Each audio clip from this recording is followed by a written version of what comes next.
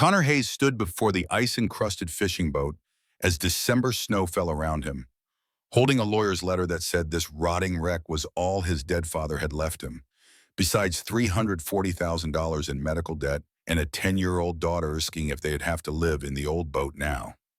The harbor lights of Frost Harbor, Maine cast yellow halos through the falling snow, their warmth a cruel joke against the cold that bit through his worn jacket. The boat, the winter's promise, according to faded letters on her stern, looked like something that had given up decades ago, her hull streaked with rust tears, her mast leaning at an angle that suggested either neglect or surrender. Lily shivered beside him, her breath visible in the frigid air. Her voice came out small, uncertain. "Dad, are we really going to live on a boat?" The bitter laugh escaped before he could stop it. "This isn't a boat, sweetheart. It's a coffin with a mast." Ovarian cancer, stage 4 by the time they caught it. 9 months of watching her fade, of holding Lily while she asked why Mommy was so tired, of emptying their savings and then their retirement, and then taking out loans against a future that no longer existed.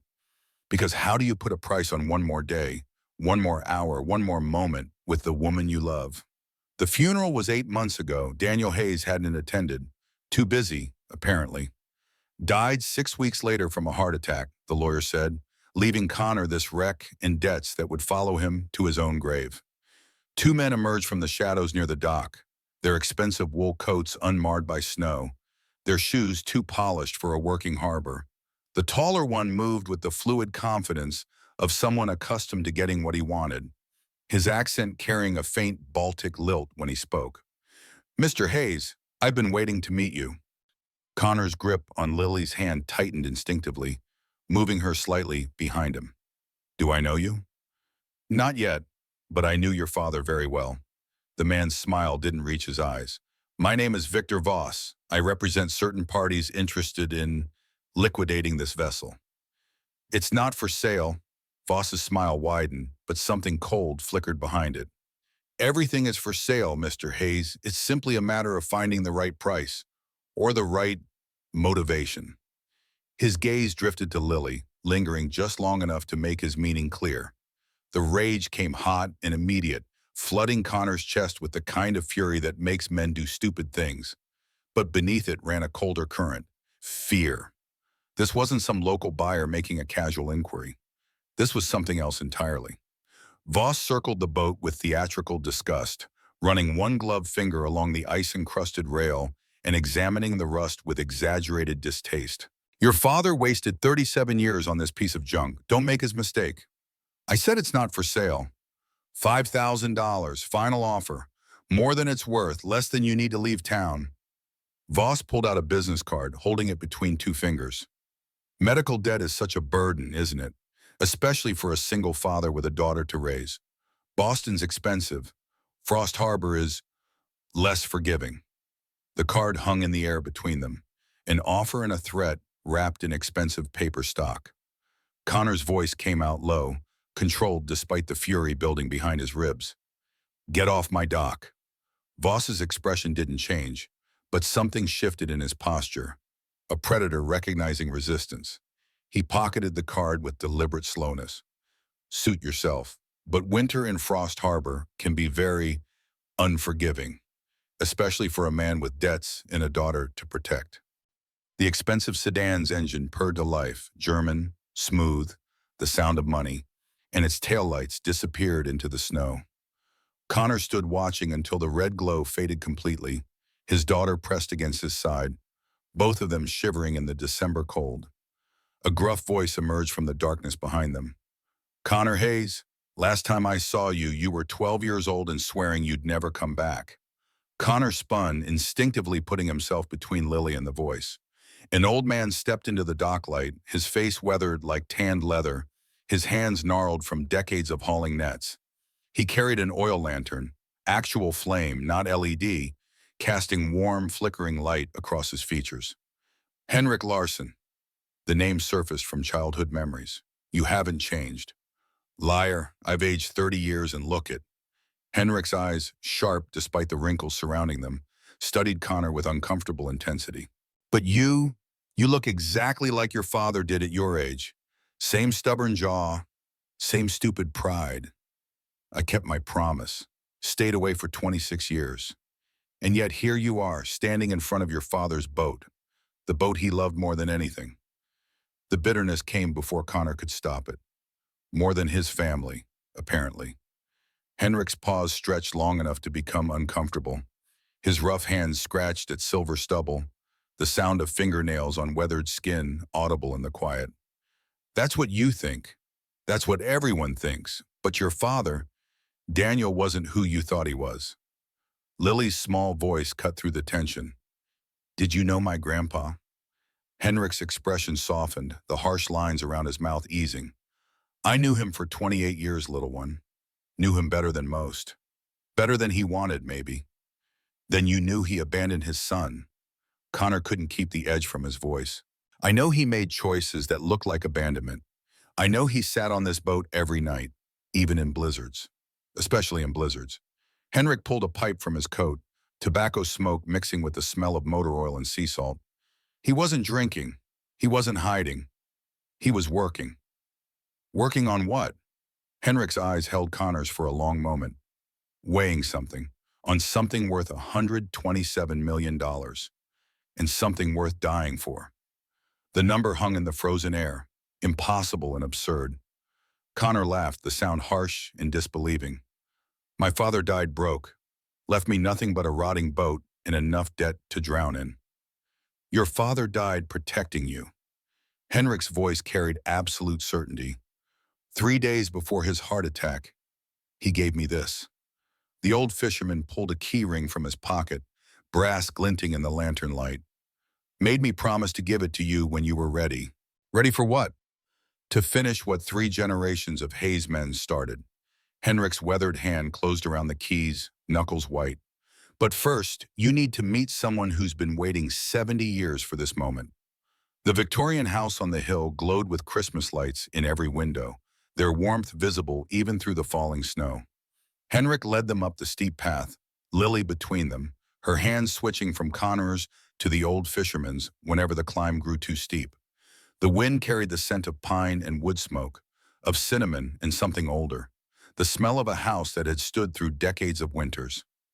Mrs. Vera Kovach opened the door before Henrik could knock, as if she'd been watching their approach. She was smaller than Connor remembered from childhood glimpses, barely 5 feet tall, silver hair pulled back in a neat bun, floral dress old-fashioned but elegant. Her hands trembled slightly with age or illness, but her eyes were sharp, knowing, missing nothing. Her voice carried a faint Eastern European accent. Connor, Lily, I've been expecting you for 9 months. The warmth hit like a physical wall when they stepped inside. Radiator heat mixed with oven warmth, the first real warmth Connor and Lily had felt since leaving Boston. The house smelled of cinnamon rolls baking, of old books and furniture polish, of history accumulated over generations. You knew my father. I knew your grandfather Samuel. I knew your father Daniel. And now I know you. Mrs. Kovach's sad smile deepened the lines around her mouth. 3 generations of Hayes men, all searching for the same thing. Lily's curiosity overcame her shyness. What thing? Justice, darling. Justice for 47 families who lost everything. The basement stairs creaked under their weight, each step producing a different note, a musical descent into something that felt like entering a tomb. The single light bulb at the bottom cast swinging shadows across walls covered with maps, photographs, and documents connected by red string like a detective's obsession board. A table dominated the center space, covered with ship models, diving equipment, and leather journals that looked older than Connor. The sensory assault was immediate. Musty paper layered over old leather, underneath it the sharp smell of tobacco and something metallic. The furnace rumbled in the corner, pipes dripping condensation, the sound of water hitting concrete marking time like a clock. Dust covered everything in a thin film, disturbed only where Mrs. Kovach's careful fingers had recently touched. She moved to the center table, her trembling hands reverent on a manila folder so old its edges crumbled at the touch. When she opened it, yellowed papers threatened to disintegrate, their ink faded but still legible. Nazi stamps visible like scars. Her voice dropped to something close to reverence. October 15th, 1943. Your grandfather Samuel was fishing when the storm hit. Biggest Atlantic storm in 20 years. He saw a ship in distress, not a cargo vessel, a government ship, USS Northern Star. Connor found himself leaning forward despite his skepticism. Lily pressed against his side, eyes wide. Samuel tried to help. The Coast Guard forced him back, threatened him with arrest if he didn't leave immediately. He watched from 2 miles out as the Northern Star went down. 37 crew members, all hands lost. Mrs. Kovach's fingers traced the faded photograph of a ship. The next day, military vessels cordoned off the entire area. For 2 weeks, nobody could fish those waters. When Samuel tried to report what he'd seen, they threatened him with treason charges. Told him the ship's mission was classified. Told him to forget he'd ever seen it. Henrik had settled into a corner chair, pipe smoke curling toward the ceiling. His voice rumbled like distant thunder. Samuel spent 40 years trying to find that ship. Died before he could. Passed the search to Daniel. Passed an obsession, you mean? Connor couldn't keep the bitterness out. Mrs. Kovach's sharp look pinned him in place. Passed a responsibility, because the Northern Star wasn't carrying military supplies. She was carrying something else. Something stolen. Something that belonged to people who'd already lost everything. She spread more documents across the table. Shipping manifests, insurance records, correspondence in German with English translations clipped beside them. Her trembling fingers pointed to line items. Van Gogh landscape, origin Berlin, confiscated 1938. Monet water lilies, origin Paris, seized 1940. Degas bronze, origin Amsterdam, stolen 1942. The Northern Star was carrying recovered Nazi plunder, 63 pieces of stolen Jewish art, 2,400 pounds of gold melted down from concentration camp victims' jewelry, dental work, wedding rings. Mrs. Kovach's voice didn't waver. Resistance fighters had recovered it from Nazi transport trains. They were bringing it to America for safekeeping until after the war, when it could be returned to the families. But the ship sank, and the military claimed it was lost forever. Lily's small voice trembled. How much is it worth? In 1943, $4.2 million. Today, Mrs. Kovach met Connor's eyes. 127 million. The number should have felt absurd, should have felt like fantasy. But something in the old woman's steady gaze, in Henrik's grim nod, in the careful documentation spread across the table, it felt real, terrifyingly real. Connor's throat felt tight. If the ship sank in 1943, why does anyone care now? Because your father found it, 2 years ago, and he recovered everything. The world seemed to tilt sideways. Connor gripped the table edge, knuckles white. Recovered. Where? That's why Victor Voss wants your boat. Your father hid the coordinates in the boat itself, carved them into the structure where only someone who knew what to look for would find them. Mrs. Kovach's hands weren't shaking anymore. And he hid something else, something Voss will kill for. The words hung in the basement air, mixing with pipe smoke and the smell of old secrets. Connor looked at Lily, at her wide eyes and frightened expression, at the daughter he'd promised to protect after Emma died. Then he looked at the documents spread before him. Evidence of theft, of genocide, of 47 families still searching for pieces of their stolen heritage 70 years later. Henrik stood, his joints cracking in the silence. Your father gave me a key 3 days before he died, said it would open something on the boat, something only you should find. The brass key caught the light as he held it out. He also made me promise something else. What? That I'd tell you he was sorry, that he knew you hated him, that he understood why, and that everything he did, every year he stayed away, every birthday he missed, every moment he wasn't there, he did it to keep you safe from men like Victor Voss. The key felt cold in Connor's palm, heavier than brass should be. He looked at it, at the simple metal that supposedly unlocked something worth killing for, worth dying for. Then he looked at his daughter, at Lily, who'd already lost her mother and deserved better than a father chasing his own father's ghost. But the documents on the table showed faces, families photographed before their homes were seized, before their possessions were stolen, before they were loaded onto trains heading to places with names that made Connor's blood run cold. 47 families. Some of them might still have survivors. Some of them might still be searching. The decision formed before he fully understood it was a decision. Show me the boat. Show me everything. The storm had picked up by the time they returned to the harbor, snow falling so thick it turned the world into a white tunnel illuminated only by their flashlights. The winter's promise looked even worse in the dark, a hulking shape of rust and decay, her rigging creaking in the wind like something alive and in pain. Henrik unlocked the padlock securing the cabin door, brass, old but well-oiled, maintained by someone who'd visited regularly. The door swung open with a horror movie creak, revealing an interior surprisingly preserved despite the exterior's decay. The space was tiny, 10 by 12 feet, low ceiling forcing Connor to duck, narrow bunk against one wall, captain's chair and fold-down table consuming most of the remaining room. But it was the walls that captured his attention. Charts covered every available surface, held in place by wooden strips, overlapping and interconnected by lines drawn in red ink. Navigation equipment sat neatly arranged on the table. Sextant, compass, depth gauge, all old but cared for. A coffee mug rested on the galley counter, ceramic and empty, but clean. Someone had been here within the last year. The sensory assault was immediate and overwhelming. Old leather mixed with tobacco and coffee, underneath it the ghost of his father's cologne, sandalwood and cedar, a smell Connor hadn't encountered in 26 years but recognized instantly. The single porthole window, frosted over, allowed moonlight to filter through in pale blue streaks. His footsteps on the wooden floor produced hollow sounds, echoes that suggested space beneath. Lily's curiosity overcame her fear. She moved through the cabin with a child's fearlessness, touching charts, examining instruments, her small hands gentle on objects that held decades of history. Connor watched her, heart aching with the knowledge that Emma should be here, should be seeing their daughter explore her grandfather's world.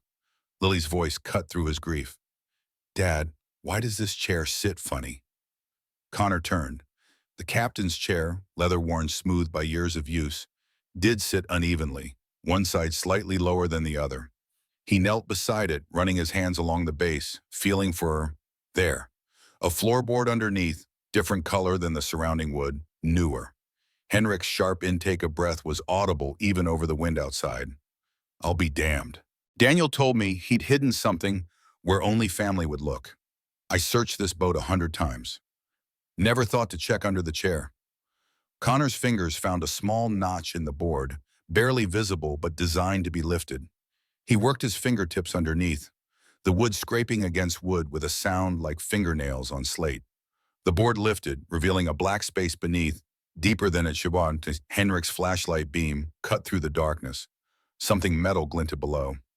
Connor reached in, arm extended fully, fingers touching cold brass, smooth leather, plastic. He pulled out 3 items slowly, reverently, laying them on the fold-down table like artifacts from a tomb. The journal was first, leather worn smooth by handling, initials DJH, stamped in fading gold on the cover. A small brass lock keeping it closed. It felt heavy, substantial, the weight of hundreds of pages accumulated over years. The leather smelled faintly of tobacco and salt water, of his father's hands. The GPS unit came next, waterproof, modern, within the last 5 years. Its battery showed 5% charge, enough to display saved waypoints, primary site, and secondary cache, coordinates listed but meaningless without context. The diving certification card was last. Laminated plastic, his father's photo staring up from it. Daniel at 62, smiling, actually smiling, an expression Connor couldn't remember seeing on his father's face in life. Master diver, the card proclaimed, commercial grade, dated 3 years before his death. On the back, written in permanent marker. "For Connor, if you're reading this, I'm sorry. The truth is below." Henrik held out the brass key. It fit the journal's lock perfectly, turned with a soft click that seemed to echo in the small cabin. Connor opened to the first page, his father's precise handwriting stark against yellowed paper. To my son, Connor, if you're reading this, I'm dead, and the burden has fallen to you. Everything they told you about me was a lie. I didn't abandon you because I didn't care. I left because I cared too much. The men who killed me will come for you next, but you have something they'll never have. You were my son. And Hayes men don't quit. The Northern Star is real. The cargo is real. I recovered it all, every painting, every bar of gold, every stolen piece of 47 families' heritage. But I couldn't bring it to shore, not yet. Not while they were watching. I built a second cache, underwater, safe from Voss, safe from the government conspirators, safe from everyone. The coordinates are carved into this boat. Not written, carved, into the helm housing. Look for the compass rose. Finish this, son. Give those families their history back. And tell Lily her grandfather loved her, even though I never had the courage to meet her. Dad, P.S. Trust Henrik. Trust Vera. Trust no one else, especially not federal officials. The conspiracy goes higher than you can imagine. Connor's hands shook holding the journal. 26 years of hatred and resentment suddenly recontextualized into something else. Not abandonment, but protection. Not indifference, but love expressed through absence. His father had let him hate, had carried that burden, had died with his son, believing the worst of him, all to keep that son safe. The weight of it crushed his chest. He looked at Lily, at Henrik's weathered face, at the boat that had been his father's refuge in prison for 3 decades. Thunder cracked outside despite the December cold, unusual, ominous. The storm intensifying as if nature itself recognized the moment's gravity. Connor's voice came out rough, strangled. My father was murdered. Henrik nodded slowly, his pipe smoke curling toward the ceiling. We know, we've known for 8 months. We were waiting for you to be ready to hear it. Lily's small voice trembled. Dad, are we in danger? Connor looked at his daughter, at her frightened eyes and brave chin, at the trust she still had despite everything life had taken from her. He looked at the journal, at his father's careful handwriting documenting 3 decades of patient searching. He looked at the charts covering the walls, at years of work leading to a treasure worth killing for. Outside, the storm had become a blizzard, wind howling through the rigging, snow so thick it turned the world white. Somewhere in that storm, Victor Voss was watching, waiting, planning. Somewhere in government offices, conspirators who'd protected a 70-year-old secret were already moving to neutralize the threat Connor represented. But somewhere, too, 47 families were still searching for pieces of their heritage stolen by hatred, still hoping for closure that might never come. And his father had died trying to give them that closure. The decision crystallized with absolute clarity. Yes, but we're going to finish what Grandpa started, even if it kills us. The next morning arrived with false calm, the blizzard having blown itself out overnight, leaving Frost Harbor buried under 2 feet of fresh snow. Connor sat at Mrs. Kovach's kitchen table, his father's journal open before him, reading 3 decades of carefully documented obsession, while Lily slept upstairs and Henrik made coffee that smelled of chicory and old traditions. The journal's early entries were sparse, brief notes about weather patterns, tide tables, sonar readings that yielded nothing. But gradually they evolved into something more, transforming from simple logs into a story of patient determination. His father's handwriting changed too, starting neat and controlled, becoming shakier toward the end as age and illness took their toll. One entry stopped Connor cold, dated August 1997, the summer Daniel had disappeared, the summer Connor was 13, and his father's absence had turned from occasional to permanent. Victor Voss approached me today, said his employers know about Dad's research, offered $50,000 for the coordinates. I refused. Tonight, someone broke into my truck. Didn't steal anything, just left a photo of Connor's school. Message received. I have to leave. If I stay, they'll use Connor to force my hand. Better he thinks I abandoned him than put him in danger. God forgive me. Connor will hate me, but alive and hating me is better than dead. The words blurred as Connor's eyes burned. His coffee had gone cold, forgotten. Henrik's weathered hands settled on his shoulder, heavy and warm, saying nothing because nothing needed to be said. Mrs. Kovach descended from checking on Lily, her slippers making soft sounds on the kitchen tiles. She settled across from Connor, her trembling hands wrapping around a teacup, her knowing eyes studying his face. Her voice was gentle. He let you hate him, Connor, for 26 years. That's what fathers do. They carry the burden so their children don't have to. Connor turned pages, reading entries that spanned decades. His father's growing expertise evident in increasingly technical notes about dive depths, equipment modifications, safety protocols for solo diving that made Connor's blood run cold with retroactive fear. Daniel had been diving alone, in freezing water, in his 60s with heart disease beginning to affect his stamina. Any one of those dives could have killed him. A 2019 entry, 3 years before his death. Finally found the Northern Star, 3.4 miles northeast of harbor, under 40 feet of ice-covered water. Cargo intact. I've confirmed 63 pieces of art, 2,400 pounds of gold. Everything matches the 1943 manifest. But I can't bring it up, not yet. Voss has watchers everywhere, government's still covering it up. I need to build a secondary cache, somewhere shallower, safer, somewhere only my family will find. The final entry, dated 3 days before Daniel's death, was written in handwriting so shaky Connor almost couldn't read it. They know, don't know how, but Voss knows I found everything. Dr. Bachman warned me, someone in the government tipped them off. I've moved all cargo to secondary site, built underwater storage platform. Took me 18 months, 200 dives. If I don't make it, Connor will find this journal. He'll know the truth. Victor, if you're reading this after killing me, you'll never find it. The coordinates aren't in any journal. They're in the boat, and only a haze will know where to look. Connor closed the journal carefully, its leather cover warm from his hands.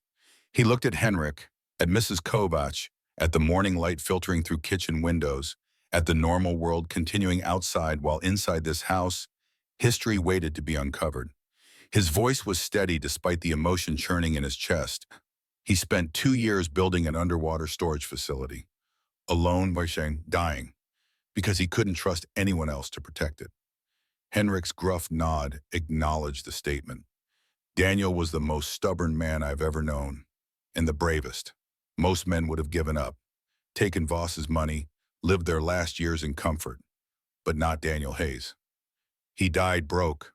Connor's laugh was bitter. Left me drowning in debt. Could have sold everything, paid off his medical bills, had something to give his son. Instead, he gave me this.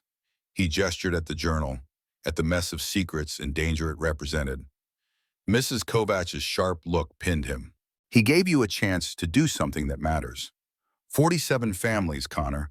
47 families who lost everything, homes, possessions, family members, their entire history, to people who wanted to erase them from existence. Your father spent 37 years trying to give them back even a small piece of what was stolen. That's worth more than money. That's worth everything. The truth of it settled in Connor's chest, uncomfortable and undeniable. Outside, Frost Harbor was waking, fishermen heading to boats, shops opening, the normal rhythms of a small town continuing oblivious to the fact that $127 million in stolen Holocaust art sat hidden somewhere beneath their frozen waters. Connor stood, pulling on his coat. Show me where to find the coordinates. If they're carved into the boat, I need to see them before Voss's people figure it out. The Winter's Promise looked less threatening in daylight, her rust and decay rendered somehow sad rather than menacing by the bright winter sun. Connor climbed aboard, Henrik following, both moving carefully on ice-slicked surfaces. The helm housing was brass, tarnished green with verdigris, cold enough to burn bare skin. Connor ran his fingers over the surface, searching for irregularities. The brass was scratched, dented from years of use, textured with age and weather. Then his fingertip caught on something. A slight depression, barely noticeable, easy to miss unless you were searching. He pulled out his phone's flashlight, angling it close to the metal. There, worked into the brass with careful precision, was a compass rose. At first glance, it looked decorative, standard nautical design. But the numbers marking the cardinal points weren't standard. They were coordinates, disguised as degree markings, visible only when light hit them at the correct angle. Henrik's breath came out in a low whistle. Your father was brilliant. Anyone searching for hidden coordinates would tear apart journals, charts, floorboards. Nobody would think to look at the helm itself. Connor pulled out his phone, photographing the compass, rose from multiple angles, making notes of the numbers. The coordinates gradually revealed themselves. 44 degrees, 15 minutes north, 68 degrees, 37 minutes west. He opened his maps application, inputting the numbers. Lily's voice came from behind them, making both men jump. "That's Dead Man's Cove." She stood on the dock in her winter coat, breath visible in the cold air, holding her phone up to show the map she'd pulled. A red pin marked the coordinates Connor had just discovered, labeled automatically by the mapping software. Connor's heart lurched between pride and fear. "Lily, you're supposed to be at Mrs. Kovach's." "I woke up. You weren't there. I came to help." Her chin lifted with the same stubbornness Emma used to show, the look that meant arguing was pointless. "Dead Man's Cove is 2.3 miles south of here, 22 feet deep according to the depth charts. That's shallow enough for basic diving." Henrik's laugh rumbled through his chest. "Smart girl. Your grandfather would be proud." But Connor's attention had shifted to something else. Movement on the access road, visible through the boat's rigging. 3 black SUVs approaching, moving too fast for the icy conditions, pulling into the harbor parking area with aggressive precision. Henrik saw them too, his weathered face hardening. "Connor, get Lily off this boat. Now." Victor Voss emerged from the lead vehicle, flanked by men who moved with military precision despite their civilian clothes. These weren't businessmen making offers. These were operators, professionals, the kind of people who solve problems with efficiency and violence. Connor climbed down from the Winter's Promise, moving to put himself between the approaching men and his daughter. His voice came out level despite the adrenaline flooding his system. "Mr. Voss, you're trespassing." Voss's smile was cold, amused, utterly without warmth. "Mr. Hayes, I'm disappointed. I made you a generous offer." "And I refused. The boat's not for sale." "I'm not interested in the boat anymore." Voss pulled out a photograph holding it up. "I'm interested in what you found inside it." The photo showed Connor examining the helm housing, clearly visible through a telephoto lens. They'd been watching. Cameras, drones, long-range surveillance. Connor and his father's every move had been monitored. Voss's voice dropped lower, more dangerous. "You have 24 hours to give me the coordinates." After that, I stopped being polite. Connor's jaw clenched so hard his teeth ached. "And if I refuse?" Voss's gaze shifted to Lily, standing beside Henrik on the dock. "Your daughter is 10 years old. Same age my daughter was when she had her accident. Ice skating? Tragic. She still walks with a limp." The implication hung in the frozen air between them. Explicit, unmistakable, sickening. This man had hurt his own child for leverage. He would absolutely hurt Connor's. Henrik stepped forward, his old frame somehow more threatening than the younger men surrounding Voss. "Victor, you threaten a child in my harbor, you'll regret it." Voss's amusement deepened. "Henrik Larsson, the legendary dockmaster. I remember when you had power here. Now you're just an old man with memories and a shotgun that probably hasn't been fired in 20 years. Try me." The standoff stretched, tension thick enough to taste. Connor's mind raced through options, none of them good. Call the police. But Voss clearly had resources that outmatched small-town law enforcement. Run, but where? Take the coordinates to the media, but without proof, without the actual treasure, who would believe him? Voss broke the silence with deliberate casualness. 24 hours, Mr. Hayes, then I stop asking nicely. And I should mention, accidents happen frequently in winter.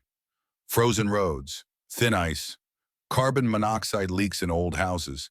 It would be terrible if something happened to your daughter, or to dear Mrs. Kovach. She's what, 70? Such a vulnerable age. He turned, his men falling into formation around him, moving back toward their vehicles with the confidence of people who knew they'd already won. But before climbing into the lead SUV, Voss called back. "Oh, and Mr. Hayes, we know about Dr. Strand flying in from Woods Hole, about the diving equipment being delivered to Henrik's dock, about your plans for tomorrow night. We're always watching. Remember that." The vehicles departed, leaving tire tracks and fresh snow, exhaust fumes hanging in the cold air. Connor stood frozen, his daughter pressed against his side. Henrik's solid presence beside them both a comfort and a reminder of how vulnerable they were. Lily's voice trembled. "Dad, who was that man?" Connor knelt, bringing himself eye level with his daughter, his hands on her shoulders. "Someone very dangerous. Someone who wants what Grandpa found. And someone we're not going to let win." How? That was the question, wasn't it? How did you fight people with unlimited resources, with government connections, with the willingness to hurt children? How did you protect your daughter while finishing your father's mission? The answer came from an unexpected source. Mrs. Kovach, who'd appeared at the dock's edge, her small frame wrapped in an oversized coat, her eyes blazing with fury Connor hadn't seen before. Her voice carried steel beneath the Eastern European lilt. "You fight them by being smarter, by using what they don't understand about us, that we're not just individuals. We're a community, and community is stronger than money." She pulled out her phone, ancient and battered, but her thumbs moved with surprising speed across the screen. "Henrik, call the other dock masters. Connor, contact Dr. Strand. Tell her to bring federal documentation, Holocaust recovery protocols, everything official she has. Lily, come with me. I'm teaching you how to make things very difficult for men like Victor Voss." Connor watched his daughter follow the old woman, feeling the world shifting beneath his feet in ways he didn't fully understand but instinctively trusted. Mrs. Kovach was right. Voss had money and muscle, but they had something else. They had a town that remembered when standing against evil actually mattered. They had history, heritage, and the stubborn refusal to let bullies win just because the fight was hard. Henrik's weathered hand landed on Connor's shoulder again, grounding him. "Your father fought alone for 37 years. You don't have to. Every dockmaster, every fisherman, every old-timer in this harbor. We remember Daniel. We know what he was trying to do, and we're not going to let Victor Voss take it from us." The sun was setting, painting the snow-covered harbor in shades of gold and amber, when Connor finally returned to the boat to retrieve his father's journal. He needed to read more, to understand the full scope of what he was stepping into, to find whatever wisdom Daniel might have hidden in decades of careful notes. But as he climbed aboard the Winter's Promise, his phone buzzed with a text from an unknown number. No words, just a photo, Lily's school in Boston, taken yesterday based on the date stamp, taken from across the street, a clear line of sight to the playground where children played during recess. The message was clear. "We know where she goes to school. We know where you lived. We know everything about you. There's nowhere you can hide." Connor's hands shook, holding the phone. Rage and terror washed it in his chest, making his breathing sharp and painful. But beneath both emotions ran something colder, harder, resolve. His father had faced these threats for decades, had died rather than give in, had protected Connor for 26 years without his son ever knowing the danger that circled just beyond sight. Now it was Connor's turn. His turn to protect, his turn to stand, his turn to finish what 3 generations of Hayes men had started. He looked at the helm housing. At the compass rose hiding coordinates worth killing for. He looked at the harbor, at Frost Harbor stretching out in the dying light, at the frozen waters concealing treasures and secrets. He looked at his phone, at the implicit threat against his daughter. Then he opened his father's journal to a random page, letting fate or providence or simple chance guide him to whatever message he needed. The entry was dated December 2021, 1 year before Daniel's death. "Connor will hate me until the day I die. Maybe longer. But I'd rather have my son alive and hating me than have him dead and vindicated. Some prices are too high. Some love's too deep to risk. If he ever reads this, if he ever understands why I did what I did, I hope he can forgive me. But more than that, I hope he never has to make the same choice. I hope he never has to choose between being the father he wants to be and protecting his child from dangers they can't understand. Because that choice destroys you. Every day, every moment, every time you see their face and know they think you're the villain. But if that's what keeps them safe, then I'll be the villain gladly." Connor closed the journal, his vision blurred, his throat tight. His father had carried this burden alone for decades, had died carrying it, had let his son believe the worst of him rather than expose him to danger. But Connor wasn't alone. He had Henrik, Mrs. Kovach, Dr. Strand flying in tomorrow with federal resources. He had a town that remembered when doing the right thing actually mattered. And he had his father's journal, 37 years of careful work leading to one moment. Tomorrow night, when they dive into Dead Man's Cove and recover what Daniel Hayes had died protecting. The phone buzzed again. Another unknown number. This time words, midnight, Dead Man's Cove, come alone, or we start with the old woman. Connor stared at the message, at the explicit threat, at the location where his father had hidden $127 million in stolen Holocaust art. They were forcing his hand, making him choose between his father's mission and the people he loved. Except they'd miscalculated. They thought he was alone. They thought he'd fold under pressure like his father had. They didn't understand that Henrik Larsson wasn't just some old fisherman. He was a man who'd survived 60 years on the North Atlantic, who knew these waters better than any outsider ever could. They didn't understand that Mrs. Kovach had survived wars that made Voss's threats look like playground bullying. They didn't understand that Connor had already lost the woman he loved, had already survived the worst thing that could happen to a man, and what was left was someone with nothing else to lose and everything to fight for. Connor looked out at the frozen harbor, at the waters hiding secrets and treasures, at the town that had raised him and rejected him and now welcomed him back. The sun had set fully now, darkness complete except for harbor lights reflected off fresh snow. Tomorrow night, they'd dive. Tomorrow night, they'd recover what his father had spent a lifetime searching for. Tomorrow night, 47 families would start getting back pieces of what hatred had stolen. And Victor Voss would learn what happened when you threatened a Hayes man's family. Dr. Maya Strand arrived at Frost Harbor before dawn, her rental truck loaded with equipment that transformed Henrik's dock shed into something resembling a professional dive operation. She was younger than Connor expected, mid-30s, with sun-streaked brown hair pulled into a practical braid, hands scarred from years of handling underwater cameras and archaeological tools. Her eyes held the sharp focus of someone who'd spent careers making split-second decisions in hostile environments. She didn't waste time on pleasantries. The first words out of her mouth as she unloaded a dry suit. Your father was the most dedicated researcher I've ever worked with. And yes, I believe he was murdered. Connor helped carry equipment inside, each piece precisely organized, nothing left to chance. Tanks, regulators, weight belts, underwater lights powerful enough to illuminate entire shipwrecks, cameras sealed in waterproof housings that could survive depths far beyond what they'd need tonight. Mrs. Kovach appeared with coffee and pastries, her kitchen having apparently been running all night. Dark circles under her eyes suggested she hadn't slept, but her movements remained precise, deliberate. She set the tray down with hands that barely trembled. Her voice carried urgency beneath its usual gentleness. Victor's men drove past my house 4 times last night. They're not even pretending to hide their surveillance anymore. Maya pulled out a tablet, its screen showing a secure document repository. I've been corresponding with your father for 10 years. He sent me authentication records for every piece he recovered. Photographs, measurements, comparisons against pre-war insurance manifests. She swiped through images of paintings photographed underwater, sculptures wrapped in protective materials, gold bars stamped with Nazi eagles. 63 pieces of art, 2,400 pounds of victim gold, total authenticated value, 127 million. But the historical significance is incalculable.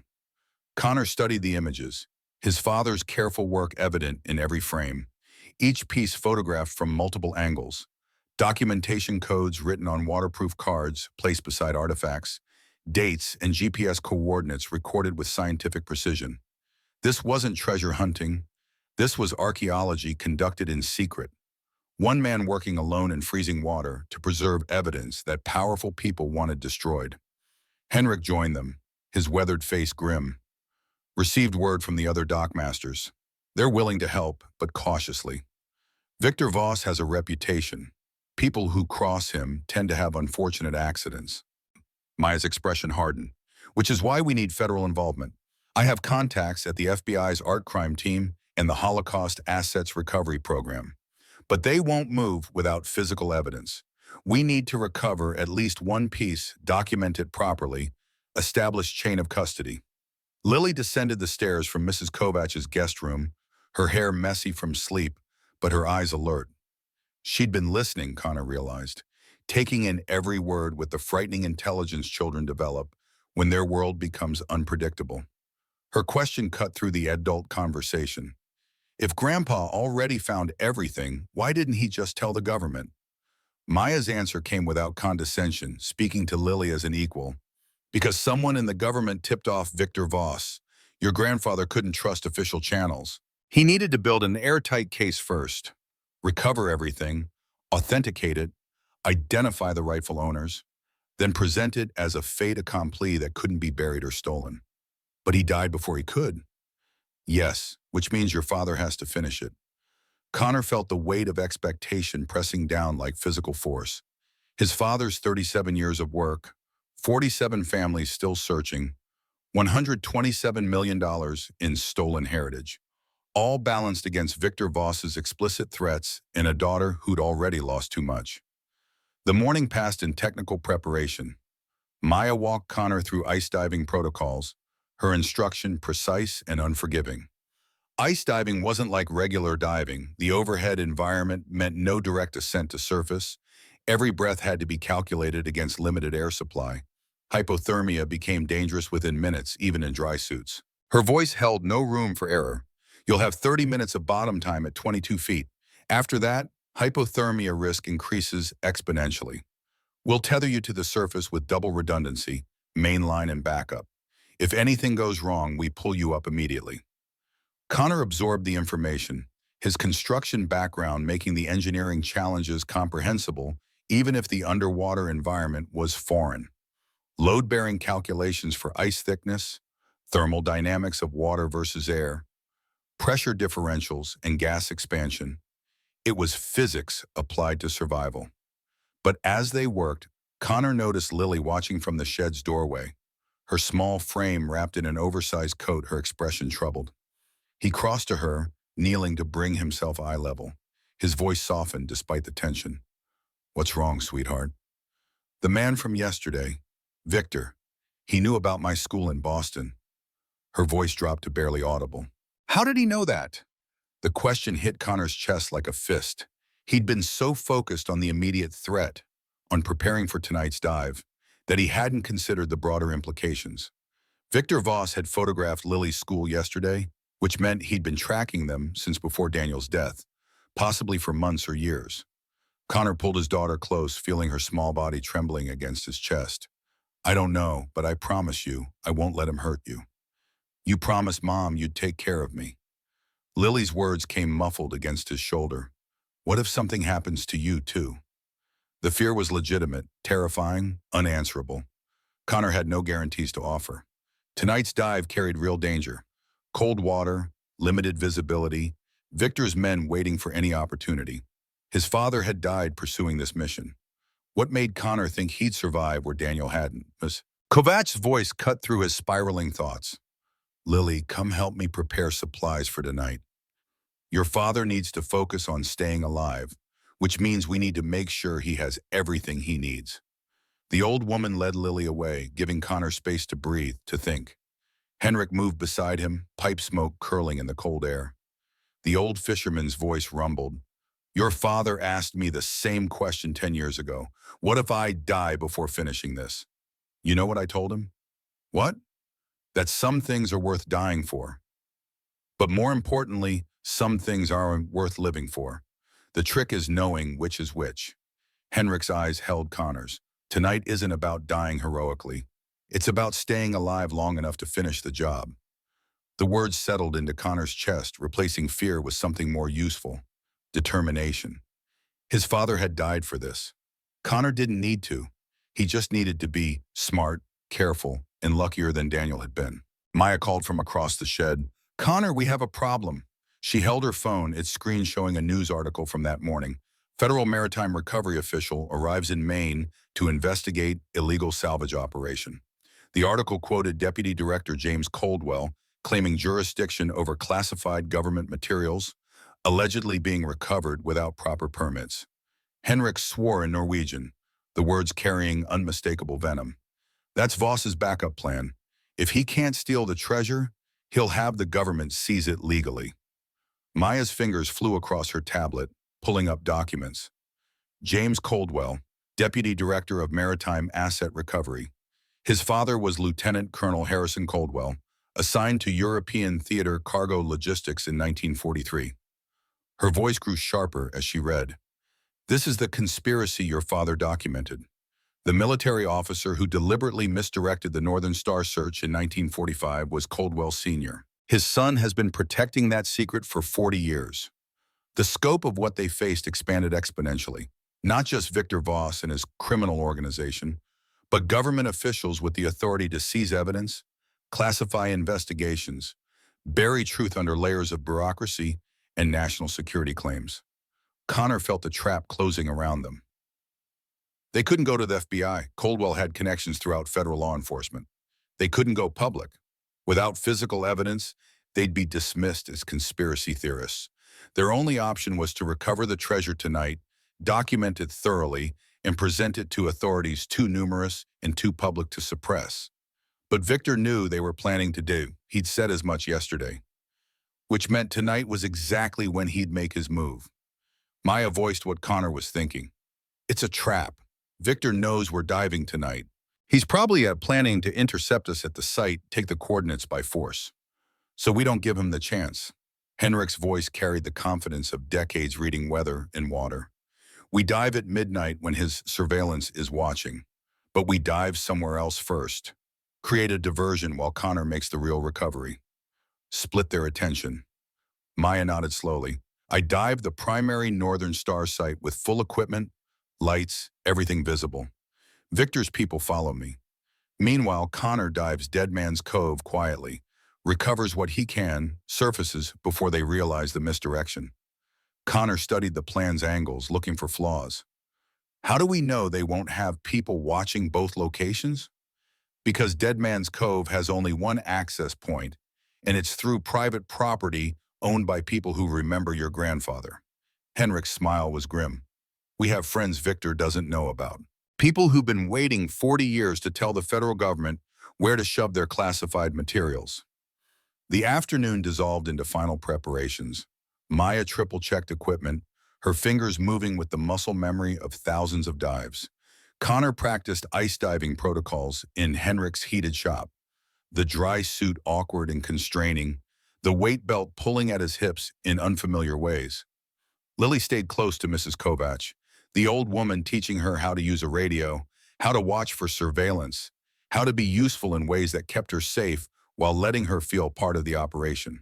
The sight of his daughter learning tradecraft from a Serbian war survivor should have been horrifying. Instead, Connor felt grateful that she had someone teaching her how to survive in a world that suddenly felt much more dangerous than it had seemed 2 days ago. As sunset approached, painting the frozen harbor in shades of crimson and gold, Connor found himself standing before the Winter's Promise one last time. His father's boat, his father's obsession, his father's refuge for 37 years. The journal sat heavy in Connor's coat pocket, its leather warm from his body heat. He pulled it out, opening to an entry dated March 2020, less than 2 years before Daniel's death. Completed first dive to secondary cache today. The structure is solid, should last decades if needed. Each piece carefully preserved, labeled, documented. If something happens to me, whoever finds this will have everything they need to finish the repatriation. But God, I'm tired. My heart isn't what it used to be. The cold water takes longer to warm up from.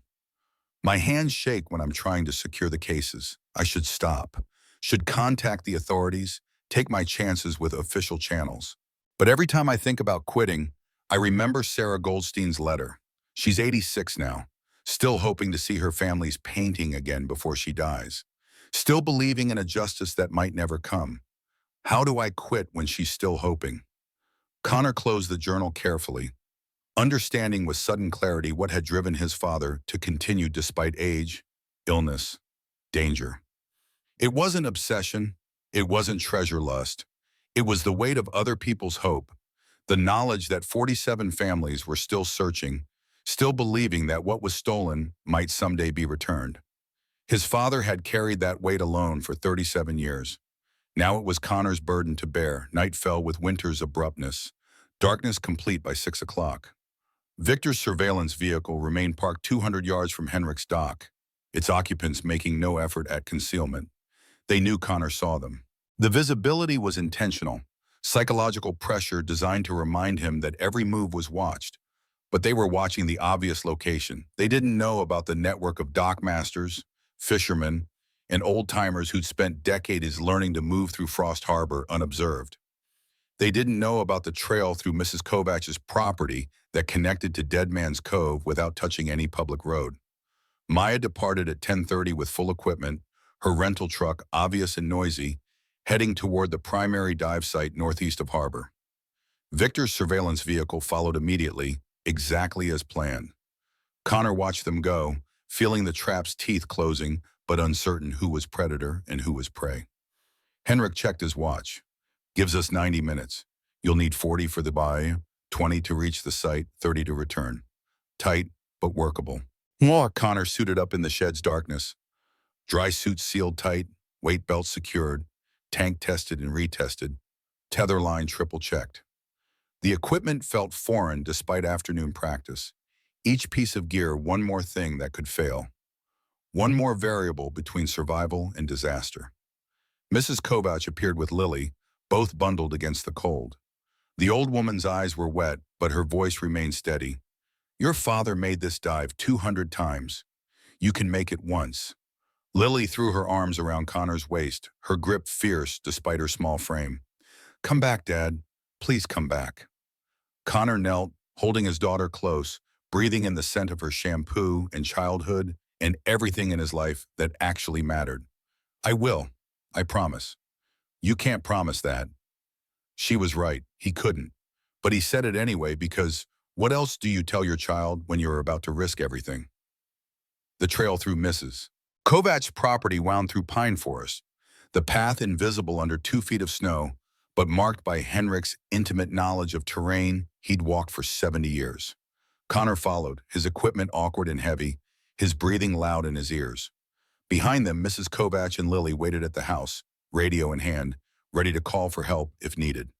Dead Man's Cove revealed itself gradually, frozen surface reflecting moonlight, cliffs rising dark on 3 sides. The single access point exactly where Henrik had promised. No vehicles, no surveillance, no sign that Victor's organization knew this location mattered.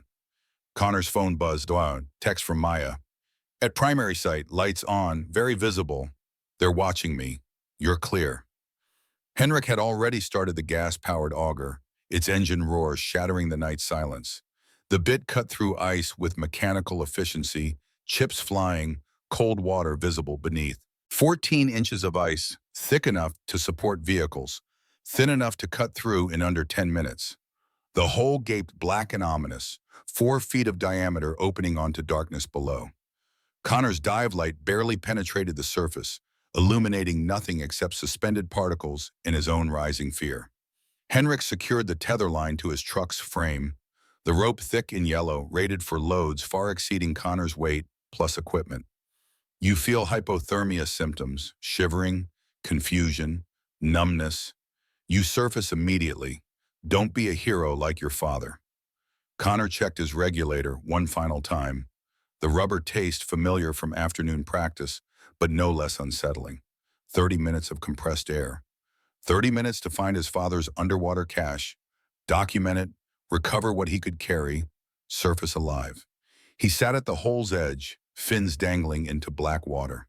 Moonlight painted everything silver and surreal, like stepping into a photograph. His heartbeat thundered in his ears, loud enough that he wondered if Henrik could hear it. The old fisherman's hand landed on Connor's shoulder. Your grandfather started this. Your father continued it. You are going to finish it. That's what Hayes men do. Connor slipped into the water. Cold hit despite the dry suit's insulation. Not immediate hypothermia, but the shock of temperature differential. The body's instant recognition that it had entered an environment fundamentally hostile to mammalian life. Connor forced himself to breathe slowly, deliberately, fighting the panic that urged rapid ascent to surface in safety. The tether line fed through his hands as he descended, following his compass bearing south by southwest. Visibility was excellent, 40 feet or more. The cold water crystal clear. Moonlight filtered through ice above, creating a ceiling of translucent blue that was beautiful and terrifying in equal measure. His depth gauge read 15 feet, 20, 22. Bottom. The lake bed was rocky, scattered with submerged logs and debris accumulated over decades. Connor oriented himself, checking the GPS coordinates carved into his father's compass rose against his dive computer's readout. 30 yards due south. He swam slowly, conserving air, his light sweeping across bottom features that all looked identical in the darkness. Nothing. Just rocks and silt, and the crushing weight of knowing that if he didn't find the cache, 47 families would continue searching forever. Then his light caught something geometric, too regular to be natural.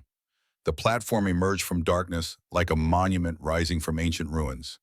Wooden structure 12 feet square, elevated 3 feet off bottom, rope guidelines crisscrossing its surface. At the center, a brass plaque caught his light, its inscription clear despite being underwater for 2 years. In memory of the 6 million, may their stolen heritage find its way home. Built by Daniel James Hayes, 2020-2022, 200 dives, 2 years, worth every moment. Connor's throat closed, his father's handwriting, his father's words, his father's dedication immortalized in brass and underwater darkness. The old man had built a memorial where no one would ever see it, where only fish and cold water would bear witness to his commitment. But Connor saw it, and that made it real. The platform held 47 waterproof cases arranged alphabetically, each labeled with family name, date, item, description. Military-grade hard plastic, sealed gaskets, organized with the methodical precision of someone who knew exactly what he was doing. Rope guidelines connected the cases, allowing navigation in zero visibility. Connor swam to the first case, his hands shaking inside neoprene gloves.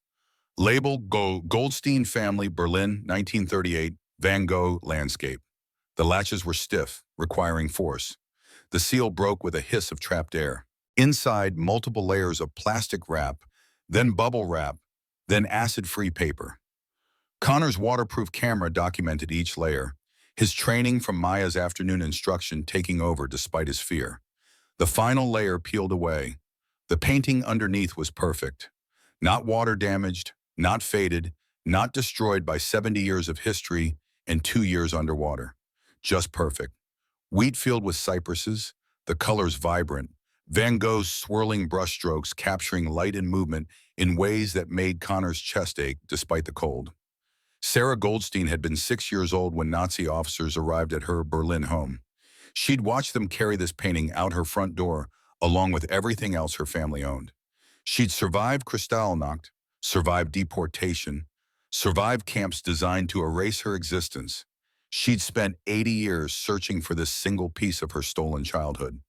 And Connor Hayes was holding it, 22 feet underwater, in darkness, in freezing water, holding proof that his father had been right about everything. His radio crackled, Maya's voice distorted by water. Connor, they know. Victor's people just turned around. They're heading toward your location. Connor's heart rate spiked, his breathing accelerating despite training telling him to stay calm. He had maybe 15 minutes before Victor arrived. Not enough time to recover everything. Barely enough to document and surface with one piece. He moved to the gold section, lead-lined cases heavier than the art, marked with warning labels. Inside, gold bars stamped with Nazi eagles, each one representing jewelry, dental work, wedding rings stolen from murdered families. Attached was a waterproof cylinder containing documentation. Connor pulled it open. Nazi manifests, original documents stolen from archives, listing gold by weight and source. One entry stopped him. Goldstein family, 3. 2 Oz, wedding bands, recovered Auschwitz-Birkenau, August 1944. The same family, the painting and the gold came from the same family. Sarah Goldstein's parents had been murdered, their wedding rings melted down, their daughter's painting stolen. And 70 years later, Connor was recovering, both in the same dive. His radio again. Connor, surfaced now, they're 5 minutes out. He sealed the Van Gogh in a recovery bag, secured it to his belt, grabbed documentation cylinders containing authentication records and Nazi manifests. His camera had photographed everything: the platform, the arrangement, the labels, the treasure itself. 30 minutes were up. His air gauge showed 200 psi, enough for ascent with minimal reserve. Time to leave. Connor oriented toward his ascent line, following the tether rope back north toward the dive hole. His fins kicked steadily, not rushing, conserving what little air remained. The ice ceiling approached, translucent and impassable, except for the single 4-foot hole that represented the only path to surface. He was 10 feet from the hole when lights appeared above the ice. Vehicle headlights, multiple vehicles. Victor's people had arrived. Connor held position, floating neutrally buoyant, watching shadows move across the frozen surface. 3 men visible through the ice, dark shapes distorted by refraction. They were spreading out, surrounding the dive hole, cutting off his exit. His air gauge read 150 psi, maybe 5 minutes if he stayed calm, maybe 3 if he panicked. The radio crackled. Henrik's voice, tight with tension. "Connor, they've got guns. I can't pull you up. They'll shoot the moment you surface." 100 psi. Breathing harder now, each inhalation requiring more effort as tank pressure dropped. Connor's mind raced through options. He could surface and hope they just wanted the treasure, not his life. He could try to swim to another location, but the ice extended for miles, no other holes, no other exits. He could wait them out, but his air wouldn't last. Then he remembered his father's journal entry about emergency protocols. Daniel had prepared for this exact scenario, being trapped underwater with hostile forces above. The solution was in the journal, buried among technical notes about dive planning. Connor pulled out the waterproof GPS unit from his BC pocket. His father had saved 2 waypoints: primary site and secondary cache. But there was a third marker Connor hadn't noticed before, labeled simply exit. Coordinates placed at 70 yards northwest. Connor checked his air, 50 psi, maybe 2 minutes. He made the decision without time to second-guess it. He swam northwest, away from the dive hole and Victor's men, following the GPS bearing through darkness, with his dive light extinguished to avoid being spotted from above. His breathing came in labored gasps now, the regulator demanding harder inhalation as tank pressure approached 0. The coordinates led to a rocky outcrop. Connor's fingers found it first. A hole in the ice, natural rather than augured, barely 2 feet wide, created by current flowing from underground spring. Too small for a man in full gear. But Connor wasn't wearing full gear. He ripped off his BC and tank, the sudden freedom from weight making him dangerously buoyant. He grabbed the recovery bag containing the Van Gogh, wedged the documentation cylinders in his dry suit, and kicked upward through the narrow opening. His shoulders scraped rock. The dry suit caught on ice edge. For one terrifying moment he was stuck, wedged between water and air with no way forward or back. Then his hands found purchase on frozen rock above, and he pulled himself through sheer force, the dry suit tearing, cold water flooding in. But he was through, he was up, he was breathing air. Connor lay on ice beside the spring hole, gasping, his body shaking violently from cold and adrenaline and the sudden absence of immediate death. 70 yards away, Victor's men were still surrounding the auger hole, waiting for a diver who would never surface there. His phone buzzed. Text from Henrik. "Where are you?" Connor's fingers were too numb to type. He managed to share his GPS location, then focused on not dying from hypothermia. The torn dry suit meant ice water against his skin, thermal protection compromised. His core temperature already dropping toward dangerous levels. Henrik's truck appeared 3 minutes later, the old fisherman driving across ice thick enough to support the vehicle's weight. He hauled Connor into the heated cab, stripped off the damaged dry suit, wrapped him in emergency blankets that smelled of diesel and old coffee. The shaking intensified as Connor's body tried to rewarm itself, muscles spasming uncontrollably. Henrik drove without speaking, pushing the truck's heater to maximum, focused on getting Connor to warmth before hypothermia became fatal. They reached Mrs. Kovach's house through back roads, avoiding Victor's surveillance. Maya's truck was already there. She'd led Victor's people on a wild chase through frozen back roads before losing them near the Canadian border. The 3 of them carried Connor inside, Lily's frightened face appearing as they stripped him of wet clothes and submerged him in a bathtub filled with lukewarm water. The rewarming process was agony, pins and needles intensifying into burning pain as a blood flow returned to extremities. Connor gritted his teeth against screaming, aware that Lily was watching from the bathroom doorway, her small hand gripping Mrs. Kovach's with white-knuckle intensity. His voice came out shaky but functional. I got it. The Van Gogh, documentation, photos of everything. Maya's hands were already on the recovery bag, checking seal integrity, her professional mask slipping to reveal something like awe. Connor, if this is authentic, if your father's documentation holds up, this is the most significant Holocaust art recovery in 50 years. Mrs. Kovach's eyes were wet. Sarah Goldstein, she's 86, lives in Manhattan. She's been searching since 1938. Then let's give it back to her. Connor's teeth chattered, but his resolve was solid. Tonight, before Coldwell can claim jurisdiction, before Victor can steal it, tonight. The plan formed quickly. Maya had federal contacts who could facilitate emergency authentication and repatriation under Holocaust recovery protocols. Henrik knew a pilot who could fly them to Manhattan tonight, no questions asked. Mrs. Kovach had Sarah Goldstein's phone number. She'd been corresponding with her for 20 years, keeping her hope alive that the painting might someday be found. But first they had to survive the night. Victor knew they'd recovered something. Coldwell was arriving tomorrow with federal marshals. Every hour they waited increased the chance of losing everything. Connor called Sarah Goldstein at 11:30 p.m., his hands still shaking from cold, but his voice steady. The woman who answered sounded impossibly old, her accent carrying echoes of Berlin and decades of displacement. Her first words, "Who is this?" "Mrs. Goldstein, my name is Connor Hayes. My father was Daniel Hayes. I believe I found your family's Van Gogh." The silence stretched so long Connor thought she'd hung up. Then a sound, not quite a sweep, not quite a laugh, something between hope and disbelief in 70 years of waiting. "My parents' painting." Her voice broke. "You found my parents' painting. I'm bringing it to you tonight. Can I come to your apartment?" "Young man, I haven't slept through a night since 1938. You can come at 3 in the morning if you need to." The flight to Manhattan took 2 hours in Henrik's pilot friend's Cessna, the small plane bouncing through winter turbulence that made Maya turn green, but Connor barely noticed. He was focused on the recovery bag in his lap, on the Van Gogh inside, on the documentation proving its provenance, on the Nazi manifest listing the gold melted from Sarah Goldstein's parents' wedding rings. Sarah Goldstein's apartment in the Upper West Side was small, cluttered with photographs and memories, smelling of chicken soup and old books.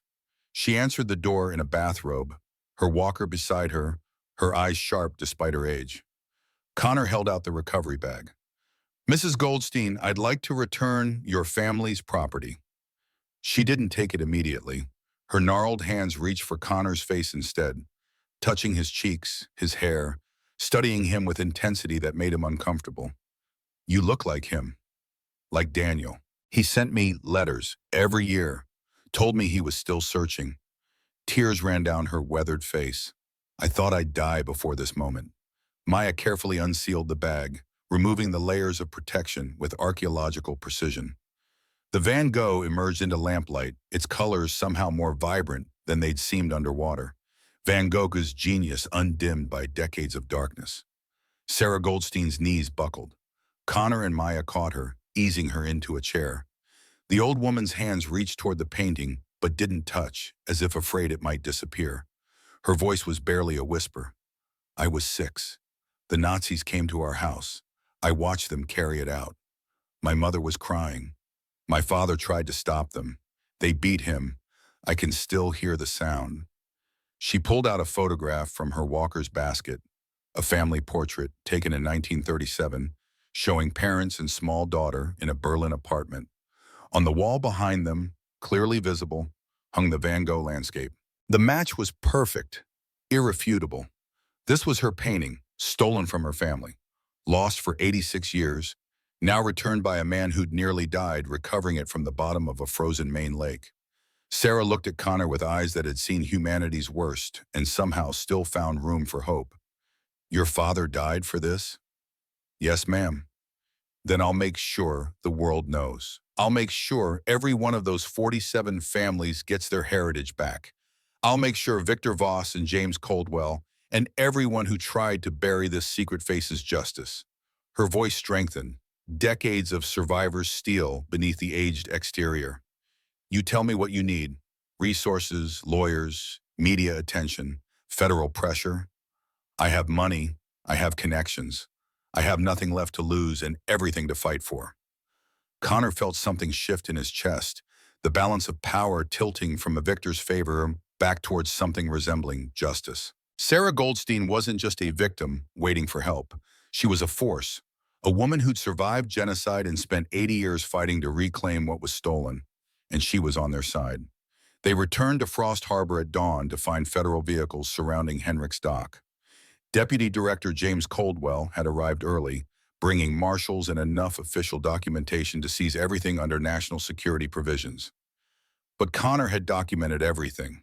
The photos of the underwater cache, the Nazi manifests, the authentication records, Sarah Goldstein's testimony, all already transmitted to media outlets, Holocaust recovery organizations, and FBI officials whose loyalty Coldwell couldn't buy. The game had changed. They weren't hiding anymore. They were attacking. Coldwell stood on Henrik's dock like a man accustomed to owning whatever space he occupied. His expensive suit immaculate despite the February cold. Federal marshals flanking him with the bored efficiency of professionals executing routine seizures. He held a sheaf of documents that probably authorized everything from evidence confiscation to indefinite detention under maritime security statutes nobody had read since World War II. His voice carried the smooth authority of decades navigating bureaucratic power. Mr. Hayes, I'm Deputy Director James Coldwell, Maritime Asset Recovery Division. I'm here to secure classified government property illegally salvaged from protected waters. Connor stepped off Henrik's boat onto the dock, his body still aching from last night's hypothermic ordeal, but his mind clear with the certainty of someone who'd already survived the worst thing that could happen. Behind him, Maya carried equipment with deliberate visibility, making sure Coldwell saw the cameras, the documentation folders, the evidence of proper archaeological protocols. Connor's response came measured, calm. There's nothing classified about Holocaust victim property, and there's nothing illegal about recovering stolen art for repatriation to its rightful owners. Coldwell's expression didn't change, but something flickered behind his eyes. Surprised that Connor knew enough to challenge federal authority, concerned that this might not be the easy suppression he'd expected. Mr. Hayes, the USS Northern Star was a military vessel carrying classified cargo. Any materials recovered fall under federal jurisdiction regardless of content.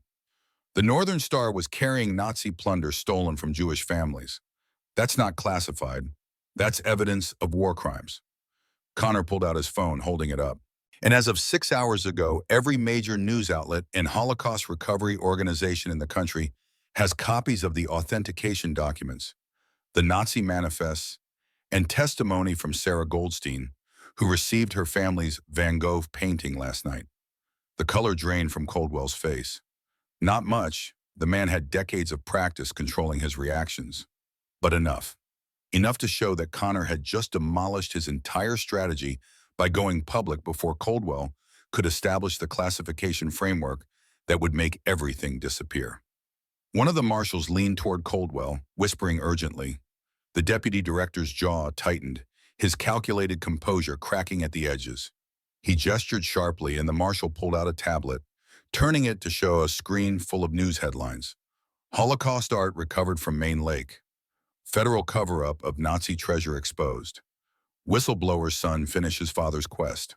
Henrik appeared from the dock shed carrying a thermos of coffee, his weathered face betraying nothing but his eyes bright with satisfaction. Morning, Jim. Been a while since you visited Frost Harbor. 30 years? Not since your father got run out for trying to develop the waterfront with dirty money. Coldwell's mask slipped further. Henrik Larsson, still clinging to relevance by meddling in matters beyond your understanding. Oh, I understand perfectly. Your daddy helped Nazis hide stolen treasure. You've spent your career protecting his legacy.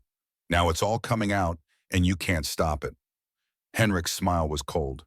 How's it feel being on the wrong side of history? Maya stepped forward, her professional credentials obvious in her bearing. Deputy Director Coldwell, I'm Dr. Maya Strand, maritime archaeologist from Woods Hole. I've documented the entire recovery operation according to UNESCO conventions and Holocaust asset repatriation protocols. Every piece of evidence is properly authenticated, photographed, and chain of custody secured. Dr. Strand, you conducted an unauthorized salvage operation in federal waters without proper permits. That's a criminal offense. Coldwell's voice regained some of its authority, falling back on procedural violations when substantive claims failed. No, sir. I documented an already completed recovery by Daniel Hayes, who worked those waters for 37 years with full awareness of local authorities. The cache site is in state waters, not federal. And Holocaust victim property isn't salvage. It's evidence in ongoing restitution cases.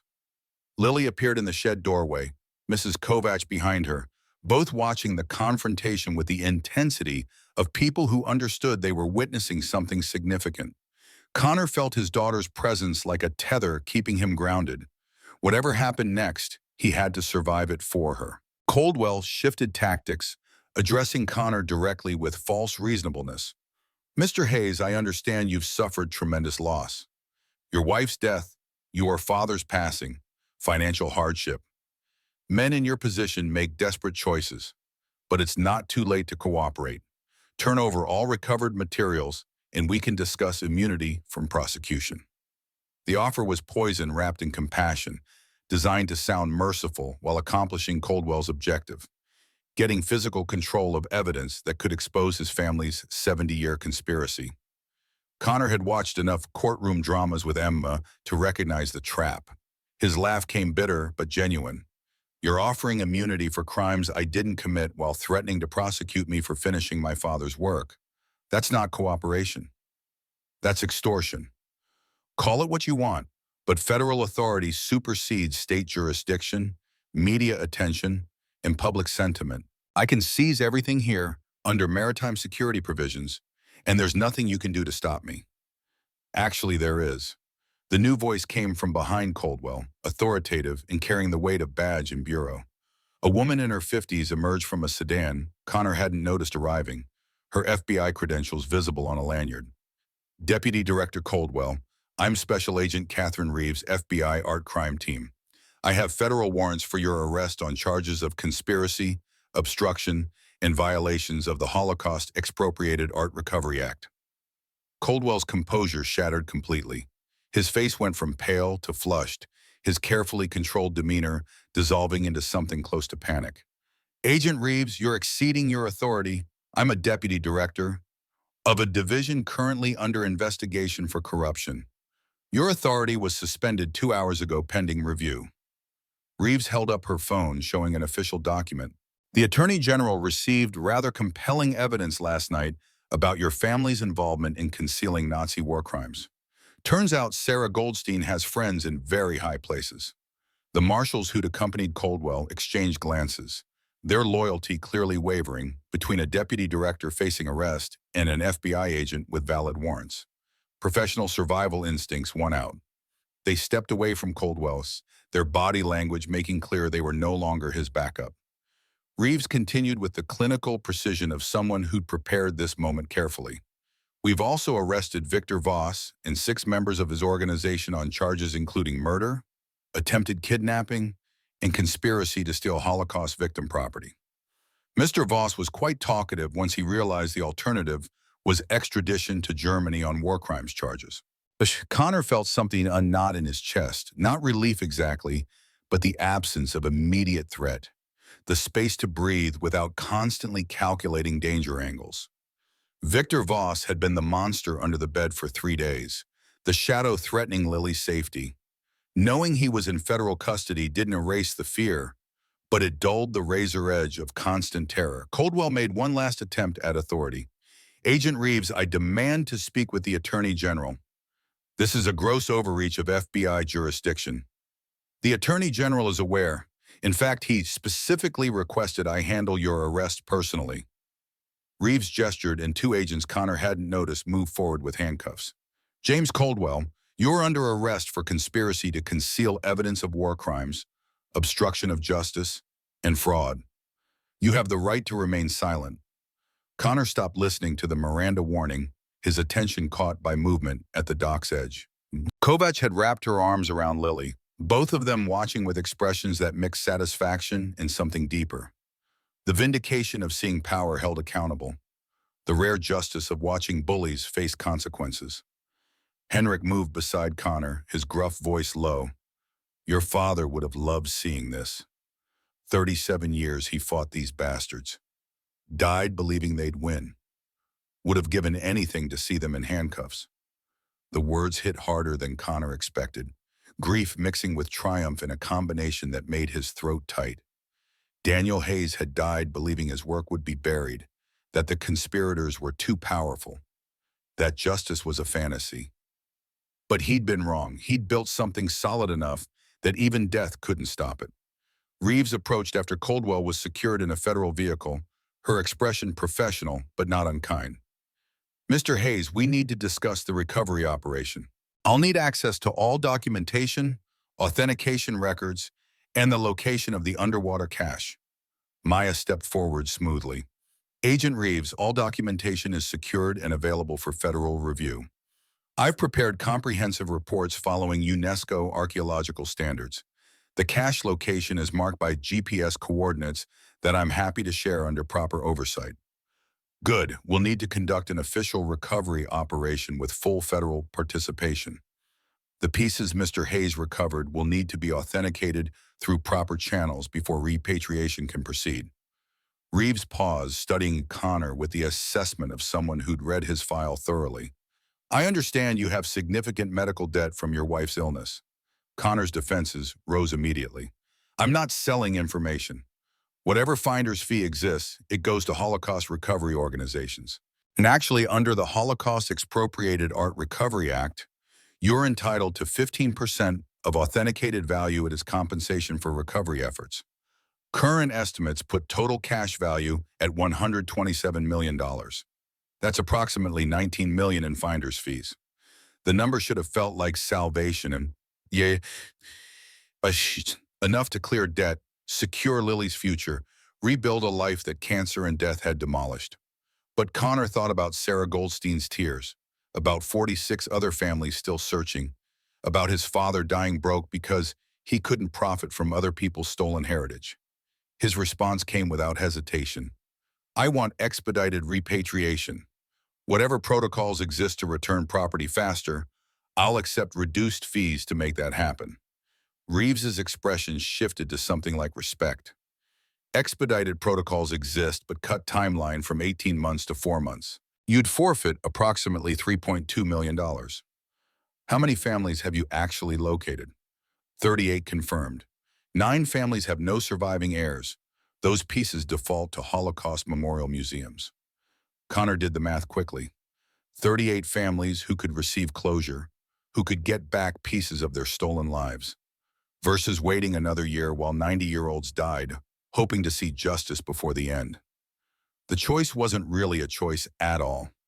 Expedited protocol, I'll take 16 million over 19 if it means those families don't have to wait. Maya's hand found his shoulder, squeezing briefly. Henrik nodded with the approval of someone who'd watched 3 generations of Hayes men choose principle over profit. Even Reeves seemed momentarily affected, her professional mask cracking to reveal something human underneath. We'll process the paperwork. You'll need to make formal statements, provide testimony for the prosecution cases against Coldwell and Voss, participate in the official recovery operation. Reeves pulled out a business card, handing it to Connor. But Mr. Hayes, you should know your father's research, his documentation, his 37 years of work. It's the most thorough Holocaust art recovery documentation the federal government has ever seen. He did everything right. He just didn't live to see it matter. The words landed with unexpected weight, validation Connor hadn't known he needed. His father hadn't been obsessed or crazy or selfish. He'd been meticulous, patient, and right about everything. The world had just taken too long to acknowledge it. Connor looked across the harbor at the Winter's Promise, still scarred and salt-stained, but no longer just a monument to his father's obsession. She was proof that some quests, no matter how impossible they seemed, were worth the cost. Lily appeared at his side, slipping her small hand into his. She'd been watching from Mrs. Kovach's porch, taking in everything, the arrest, the confrontation, the choice her father had just made to sacrifice millions for strangers' closure. Her voice came quiet but certain. Grandpa would be proud. Connor knelt, bringing himself eye level with his daughter. He'd be proud of you. You helped me solve puzzles he worked on for 37 years. Are we going to be okay? Without all that money? The question deserved honesty. We'll be better than okay. We'll have enough to start over. To breathe. To live without drowning. He paused, choosing his next words carefully. But more than that, we'll know we did something that mattered. 38 families are going to get pieces of their history back because of what we did. That's worth more than any amount of money. Lily nodded, satisfied in the way children are when they receive truth instead of platitudes. She looked out at the harbor, at the frozen waters that had held secrets for 70 years, now finally giving them up. What happens next? Connor stood, pulling his daughter close against the February cold. What happened next was testimony, legal proceedings, reunification ceremonies for families who'd waited lifetimes. What happened next was rebuilding a life from pieces, learning to breathe without the weight of impossible debt, teaching his daughter that sometimes justice comes slow, but still comes. But those were problems for tomorrow. Today, they'd won. Henrik appeared from the dock shed, Mrs. Kovach beside him, both watching with the satisfaction of people who'd helped finish something that mattered. Maya was already coordinating with federal teams for the full recovery operation, her professional efficiency turning Connor's desperate dive into proper archaeological documentation. The sun climbed higher over Frost Harbor, burning through morning fog, painting everything in shades of gold and promise. Behind them, Voss's empty surveillance vehicle sat abandoned. Ahead, federal agents secured evidence that would dismantle a 70-year conspiracy. And Connor Hayes, broke again but not broken, grieving but not defeated, alone but not lonely, felt something he hadn't experienced since Emma's diagnosis. Hope. Not the naive hope of easy victories, but the harder kind. The hope that comes from doing what's right even when it costs everything. From finishing what better men started. From teaching your daughter that some things matter more than survival. His father had died believing he had failed. But standing here, watching federal agents document evidence that would return stolen heritage to families who'd never stopped searching, Connor knew the truth.